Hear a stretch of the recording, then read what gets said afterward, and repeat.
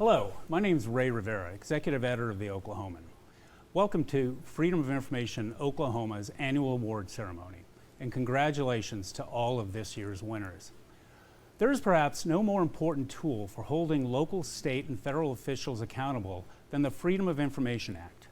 Unfortunately, state laws vary widely across the country, and enforcement and compliance is an issue at both the state and federal levels. Today, we have a distinguished panel to talk about our state's law, the Oklahoma Open Records Act, and how effective it is for the journalists who put it to use every day. With us to discuss this is my Oklahoma colleague, longtime investigative reporter and Oklahoma Journalism Hall of Fame member, Nolan Clay. Also with us is Mark Thomas, Executive Vice President of the Oklahoma Press Association, who works on all legislation related to open meetings and open records on behalf of Oklahoma's news organizations. And finally, we have Dana Herneke, a television reporter and anchor with more than 30 years with nearly 30 years experience, including the last 11 with Channel 9, who's also working now on special projects for the news organization. Before we begin, I'd like to also extend a big thank you to Todd Spessard, Nathan Elliott, and everyone here at Channel 9 for helping us to produce this segment today. Panel, thank you for being with us here today. Yeah. Nolan, I'd like to start with a really broad question, and Mark and Dana, feel free to jump in. Does the Oklahoma Open Records Act work on a practical level, and how effective is it for you as a journalist who uses it on a regular basis? No, it doesn't work. In fact, I don't use it as much as I should. I just prefer to try to get it from sources, because the people who respond to the Open Records Act and the different agencies and government entities, they're overwhelmed, and they don't get the resources they need, and they don't really have sometimes the education that they need to do it. They don't know the Open Records Act like they should, and they get all kinds of requests from everybody. And with the internet, there's all kinds of organizations that can make requests, sometimes too broad. And these directors of communication who also have to deal with the media, they're overwhelmed. Agencies are not willing to give enough resources to respond. The Ethics Commission offered to be kind of a central clearinghouse, and the legislature just poo-pooed that. And it takes months sometimes to get responses. Dana, I want to put that same question to you. Is television journalists have an accelerated clock often in how they have to produce stories, especially at an in-depth level. How effective has it been for you? Well, probably. And for your colleagues. Yeah, I mean, obviously getting something for an open records request on a deadline for us is probably, that's hardly ever happens. Unless it's like a police department or a law enforcement source, but it's very rare that we can get something within, the day or whatever. But I probably have a little bit better luck than Nolan, and maybe just because we're asking for different things, obviously. But we have, most of the time, I would say within maybe a couple months that we will have, and that's we will get something back. I've noticed a couple times that we haven't. I kind of went back and looked before preparing for this of the times that I haven't gotten anything back, and maybe a handful of times, in the past 5 years that we have gotten nothing back. But I would agree with what Nolan says. It's just there's no resources, or there are very few resources if you send it to the public relations person, and then they have to, a lot of times have an attorney look it over or redact it or whatever, and so it can take a long time. So unless you have several, weeks or even a month or several months, I think it takes a while for sure. There was a highly publicized shooting at Louis here in Oklahoma City, and the gunman was killed by two good Samaritans who jumped in. I asked pretty quickly for the police body cams, and the shooting was in May 24th. I didn't get it till September. Heck, by that time, most people had forgotten about it. And I mean, it made a hell of a story, but took so long to get and because they had to digitize out every view of the dead body and go through it. It just took forever. Mark, you have followed the evolution of the act here in Oklahoma probably more closely than anyone perhaps over the last many years. What's the strongest part of the act, or its greatest strength? And conversely, what's its greatest weakness in your view?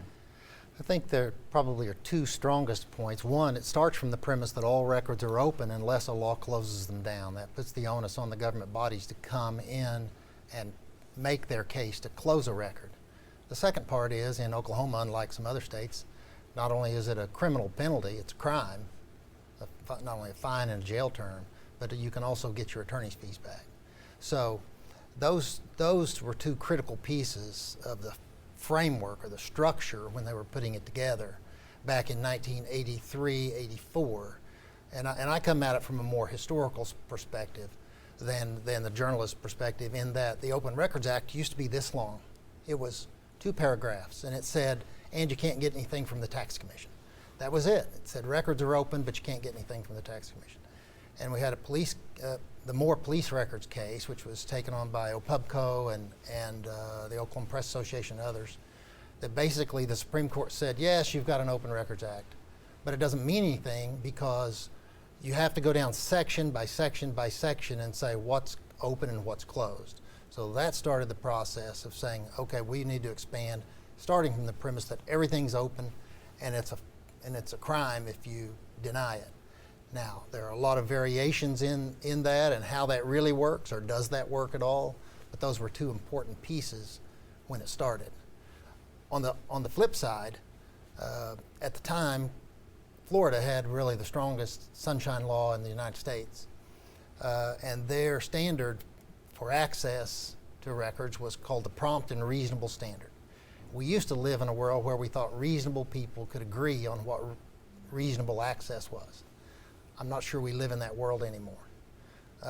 And so Oklahoma adopted the prompt reasonable standard that Florida had, but that's become increasingly problematic because a lot of state agencies or local officials, they've kind of gotten into the public relations business. They're a little more worried about the image of their agency or their town than they are about providing access to records. So they spend all their time having their public information officer review everything and figuring out how this is going to be played in the media, and having their attorney look at it over and over for months at a time. That delays access to not only the journalists but to citizens in general, and that's a problem.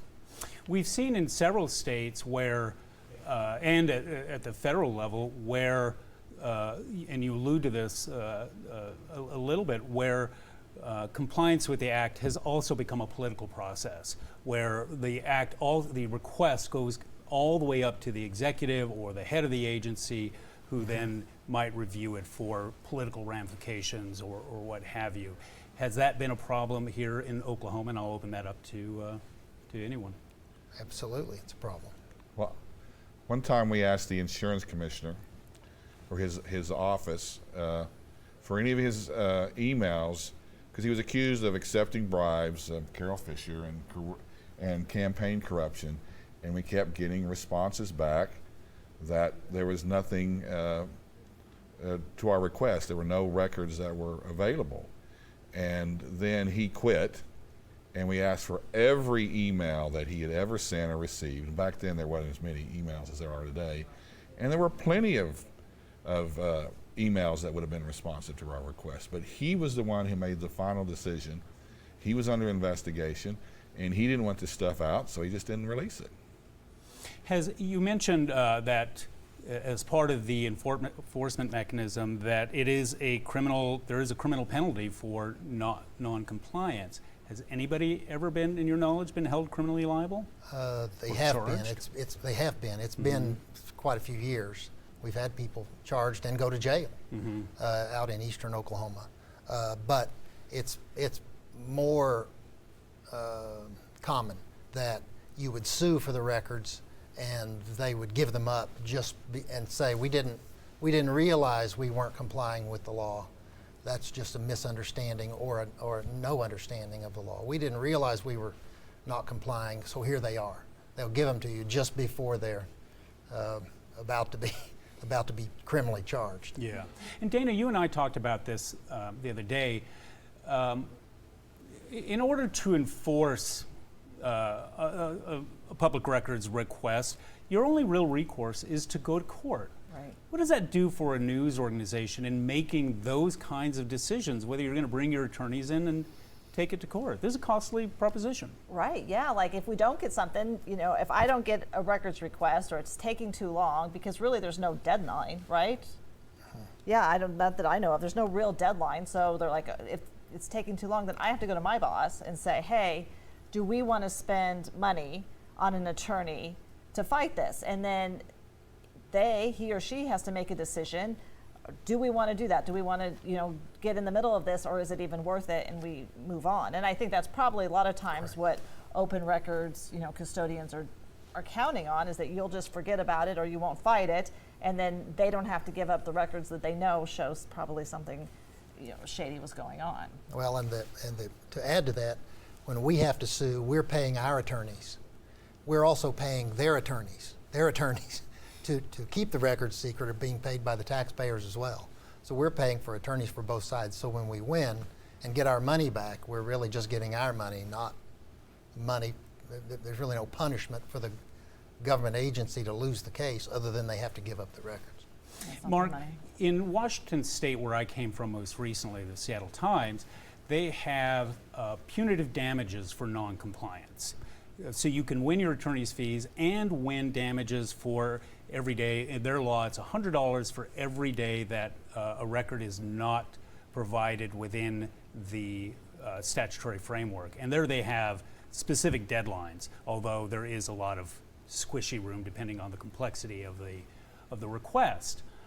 That really, from a newspaper perspective, that was really helpful for us. We were able to win settlements of well over $100,000 over just the last couple of years, just on punitive damages.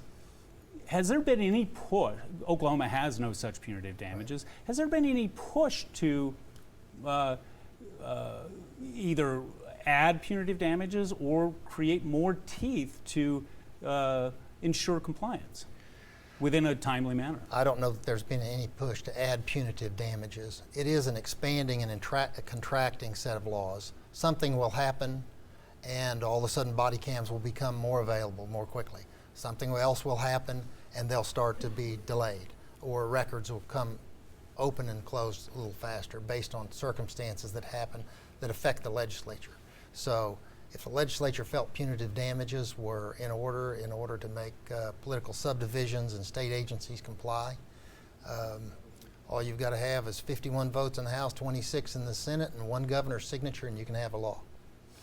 And how receptive has the legislature been to transparency? We often get a lot of pro-transparency kind of talk until it comes time to make that vote. Everyone's in favor of transparency, but is the operative word. Mm-hmm. But in this case, we need to close this record. But for this, we shouldn't open this. So they're all for it in general terms. They exempt themselves. But in specific terms, there's always some exception. And on the self-exemption, I mean, when the law was going through in 84, 85, I mean, the Constitution says the legislature sets its own rules. It says it makes its own rules. So, and the same thing with the judiciary. The judiciary is exempt from the Open Records Act because the Constitution says the judiciary sets their own rules. So we didn't want to put something in there that says the legislature is subject to this act as a body when the Constitution says the House sets its rules, the Senate sets its rules. And then have parts of the act knocked out as unconstitutional. We rail all the time about them passing unconstitutional laws. We didn't want to be the sponsor of one. So I think the House and Senate set their own rules. The House can be as open as it wants to be, and the Senate can be as open as it wants to be without the other body having to agree. So they, over time, have gotten more and more transparent in the way that they do things. There's still a long way to go, but they weren't included originally because we felt it would be unconstitutional under Article 5 of the Constitution. That's why they're exempted, just like the judiciary. Nolan, I'm going to come to you at this next question, and then Dana, I'd like you to jump in as well from a different kind of news organization perspective. As newspapers have gotten have lost circulation over the last several years, especially since 2008, have struggled. Have you seen an erosion in compliance with the Open Records Act, with agencies being a little more bold and saying, oh, we don't really have to comply, they're probably not going to fight too vigorously? They don't fear us as much, no, because we don't have the statewide coverage that that we used to. But I mean, we've been negative a lot here. The best stories I've ever done at the paper have been from records. We had an execution yesterday. The last execution before that was called off. And as we tried to figure out all the reasons it was called off, we checked the previous execution that had been carried and figured out that they probably used the wrong drug in that execution. And the way we proved that was from the autopsy report, which was subject to the open records. We made an email request for it. It came in, we had our big scoop. They used the wrong drug in the last execution in Oklahoma before yesterday's. So as much as we're grousing about agencies not complying and there not being good enforcement, it still does prove effective at times. It does, and courts have gotten more transparent.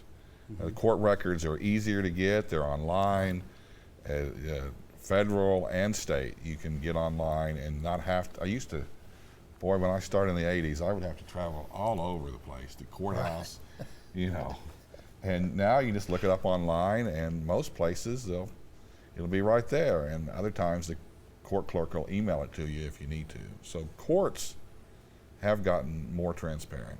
And let's come back to the online component of that in a second. Dana, I want to bring that same question to you from a broadcast perspective.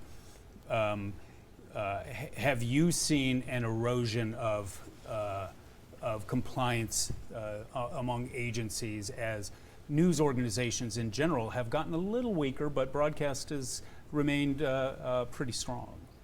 I wouldn't say so. I don't think that there has really been an erosion. I think it's about the same as it has been since I started in this business, not quite 30 years ago. Okay. I think I got that wrong. Nearly 30 years, right? But no, I don't.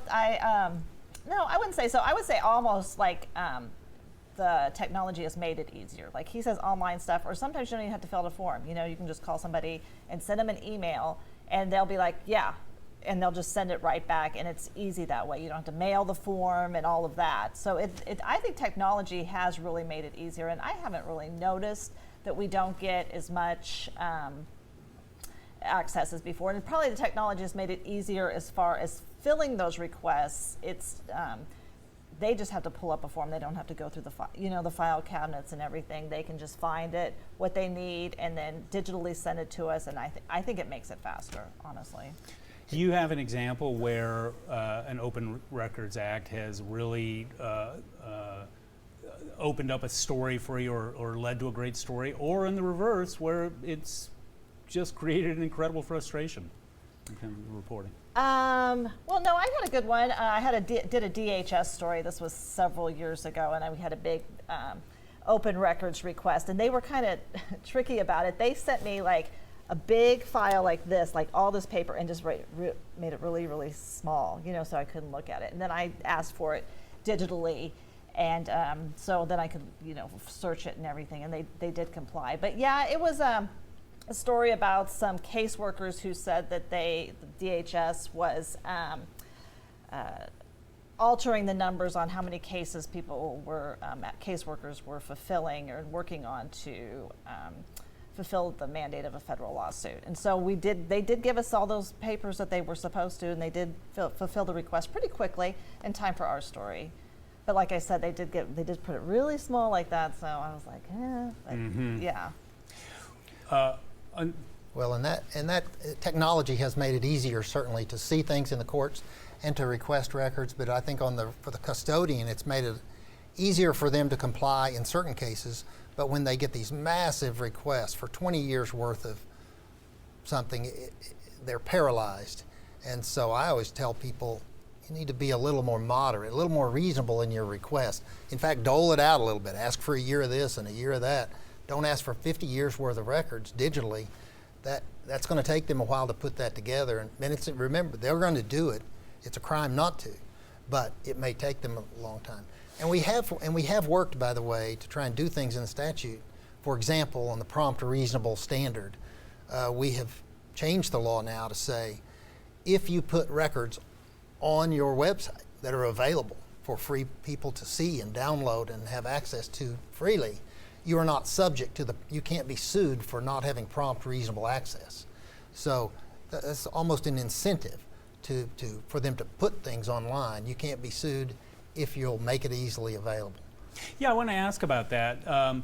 Some states have been really good, and I'm not going to, in making sure more and more records are put online, especially data and things like that, that have really made it easier for journalists and for compliance officers to respond to requests, or even have to fill fewer requests. How is Oklahoma doing in that regard?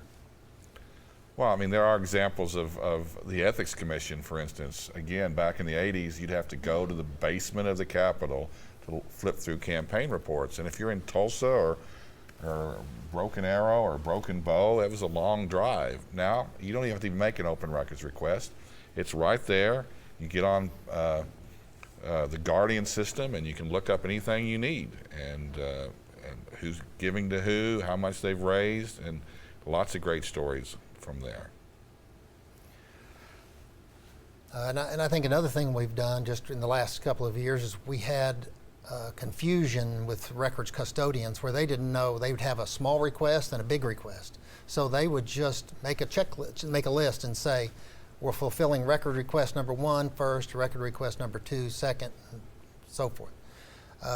That became problematic because we felt like some people were having their friend come in and make a massive request, was request number 1, and that slowed down request number 2, which might be a single page, but it might take me a year to get it because they're still working on request number 1. So the legislature said, yes, that's not right. Senator Thompson and some others said, that's not right. They need to fulfill requests. They can't hide one request behind another. They need to work on them all simultaneously and fulfill these requests. So we've been working on things like that to make them more accessible as well. Mark, I'm going to come to you with this question, but I'm going to follow up with the same question to Nolan, Dana, just to give you a second to think about this. What's at the top of your wish list? If you could change one thing right now, legislature is going to pass it. What is that to strengthen the Open Records Act? I think it would have to be some sort of a time standard. Mm-hmm. And that prompt and reasonable just doesn't work anymore. Some sort of time standard. And a close second, I think, would be some sort of public records advocate that you could take your complaint to, who could make an easy decision, easy and quick decision about whether the records are open or closed, and assist the agency in, or the city council, school board, whoever it is, could make those kind of decisions. Those would be two things at the very top. On an advisory level or with actual enforcement power? I think probably with actual enforcement power. Now, where do you put that has been where we've tried to put it. Do you put it in the Ethics Commission? Do you put it in the Attorney General's office offered to do it, but they advise a lot of state agencies. So there's been talk about the State Auditor's Office. There's been lots of different things talked about. So we're trying to figure out how that would work. Dana, your wish list? Absolutely a deadline. Mm-hmm. Yeah, I think we talked about this. We've been waiting for OU for 2 years for records request, and so probably the same ones you guys have been waiting for. But yeah, I mean, if there was some sort of deadline, and then if there, like you mentioned, some sort of punitive after they're past that deadline, you would think that would be some sort of incentive to fill those instead of just like, oh well, we're still working on it. We don't have the people, we don't have the resources. And 2 years down the line, really, for the story-wise, a lot of times people don't care and they hope we forget or that we don't sue them, and it's just basically a waiting game, and they can play it. State agencies, the bigger ones, hire somebody. That's their primary function, is to respond to open records requests rather than their secondary or third function. So having more resources to respond to requests, having Yeah, agencies get yeah. more resources. Exactly. Department of Human Services, I've gotten great stories. I ask for their disciplinary records every year. In January, I usually don't get them until April or May. I mean, if they had somebody focused on that, I should be able to get that stuff in 2 weeks. Mark, when does criminality get involved? I mean, how do you go about letting law enforcement, and who is it? Is it the district attorney? Is it the attorney general? Who is it that would enforce these laws, and how would you attract their attention? Well, in the old days, it used to just be the district attorney, and you had to beg the district attorney to sue their fellow elected officials, and that was pretty rare back in the day. It's happened more recently, but it was pretty rare for the district attorney to do it, and that's why that changed. That said any person can file an action and sue, and if it's a willful violation, it could the court could come and have some sort of criminal punishment, but generally they just say, yes, it's a willful violation, you win, you get the records, and you get your attorney's fees back. So the courts aren't handing out crimes. It's generally got to be the district attorney. Right, because you're filing in civil court. You're Correct. suing in civil court, so I'm not sure how they would then have that. It kind of depends on the nature of the outcome of the civil case. If it was clearly determined that something criminal happened, a criminal case could be filed. When was the last time, Dana and Nolan, that you can recall, or have you gone to court for records?